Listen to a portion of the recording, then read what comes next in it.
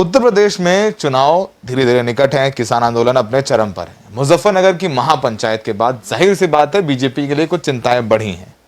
दूसरी तरफ पिछले 2 चुनाव से यूपी में चुनाव ना लड़ने वाली नीतीश कुमार की जनता दल यूनाइटेड ने फैसला लिया है कि उत्तर प्रदेश में वो भी इस बार विधानसभा चुनाव में लड़ेंगे, अपने उम्मीदवार उतारेंगे। हमारे साथ इस पर बात करने के लिए जेडीयू के प्रधान महासचिव केसी त्यागी सर हैं, और सर खुद इंचार्ज हैं यूपी के, और पिछले 2 बार से चुनाव नहीं लड़ी है जेडीयू, और नीतीश कुमार कैंपेन करने गए थे बीजेपी के लिए। सर, इस बार जेडीयू चुनाव लड़ने जा रही है, ये फैसला आपने क्यों किया?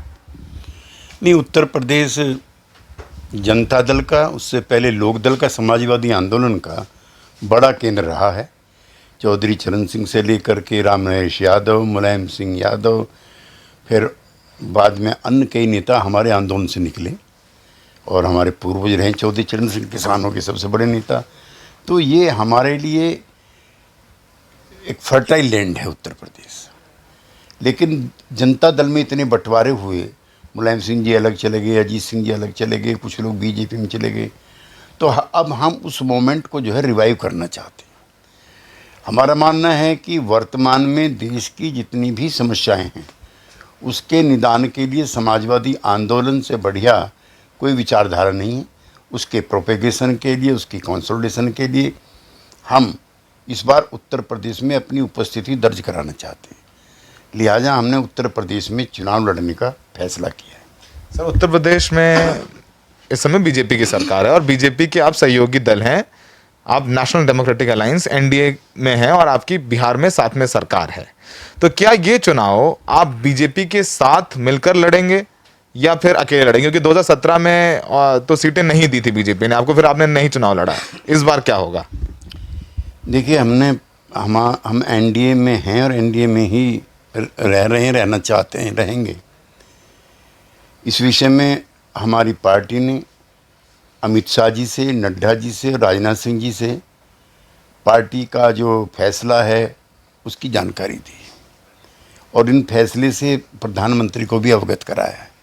मैंने भी अपनी एक लखनऊ में योगी जी से हुई मुलाकात में पार्टी के इन इच्छा और इरादों का जिक्र किया, जिसमें हम उत्तर प्रदेश में चुनाव लड़ेंगे।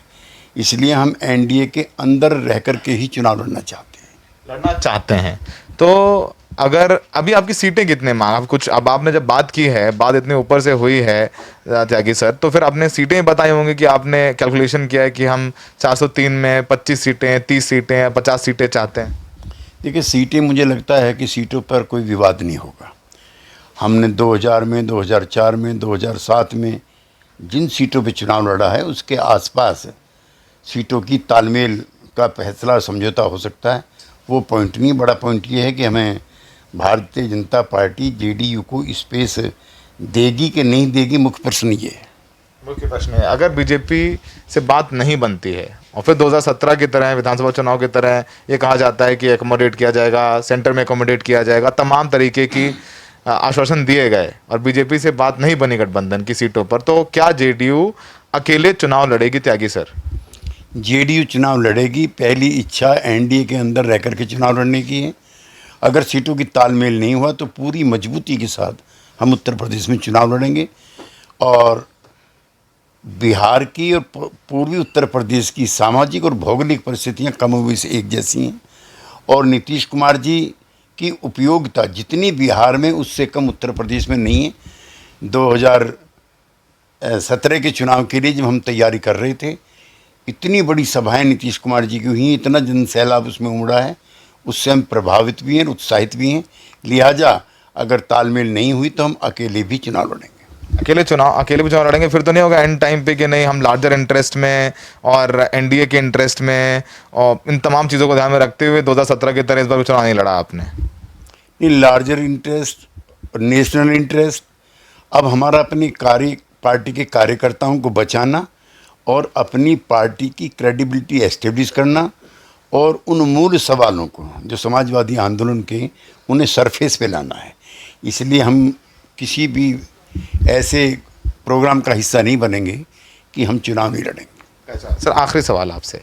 सर, अब जब आप अगर चुनाव होगा तो आपके मुद्दे क्या रहेंगे? क्योंकि अगर आप साथ में लड़ते हैं तो फिर इस बात का संकेत जाता है कि बीजेपी की नीतियों के साथ हैं, आप कृषि कानून का समर्थन करते हैं।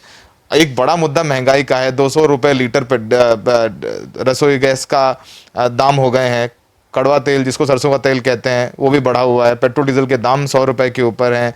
बेरोजगारी है। तमाम मुद्दे हैं जिसको लेकर के बीजेपी बैकफुट पर है उत्तर प्रदेश में।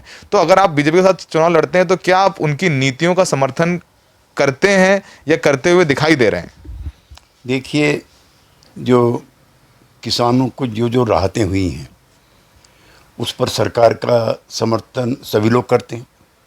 प्रधानमंत्री धन वितरण योजना है, ऐसी दर्जनों स्कीम है। लेकिन बाय एंड लार्ज देश के साथ साथ उत्तर प्रदेश का किसान भी असहाय स्थिति में है। छोटी छोटी स्मॉल होल्डिंग्स हो गई हैं किसानों की और वो अनइकोनॉमिक हैं। सिसोली जो महेंद्र सिंह टिकैत का गांव है, उसमें भी एक किसान ने आत्महत्या की है। किसानों का आज भी 8,000 करोड़ रुपए चीनी मिल मालिकों पे बकाया है और आरसी जारी करने के बाद भी कोई वसूली नहीं हो रही है। बिजली महंगी हो गई है, फर्टिलाइज़र महंगा हो गया है, डीजल महंगा हो गया है। लिहाजा किसानों को जो फसल के उचित दाम है, लाभकारी मूल्य, वो मिलना चाहिए।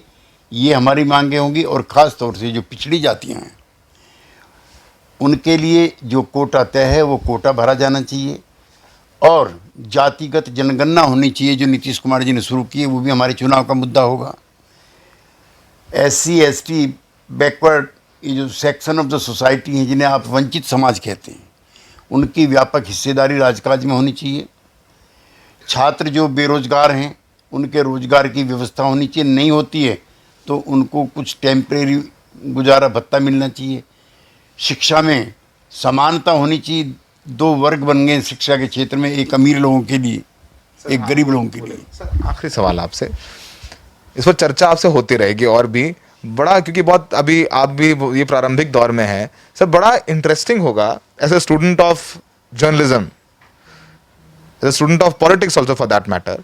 सर, बड़ी उत्सुकता है कि नीतीश कुमार जी के साथ पहले भी बीजेपी एक बार तालमेल बिगड़ा, आप लोग चुनाव विधानसभा अलग लड़े थे बिहार में एक बार, अब फिर साथ आए हैं, और अगर इस बार बात नहीं बनती तो क्या नीतीश कुमार जी, क्योंकि बीजेपी का तो अभी तक स्टैंड ये है कि जातिगत जनगणना नहीं होने वाली है, पार्लियामेंट में भी बोला गया है, और आप नीतीश कुमार जी तो इस समय ध्वजवाहक हैं कि जातिगत जनगणना होनी चाहिए, तो क्या हम देखेंगे अगर बात नहीं बनती नीतीश कुमार जी मोदी जी की नीतियों और योगी जी की नीतियों के खिलाफ यूपी में प्रचार करेंगे? अगर आपके साथ बीजेपी की बात नहीं बनती, क्या नीतीश जी कैंपेन करेंगे यूपी में?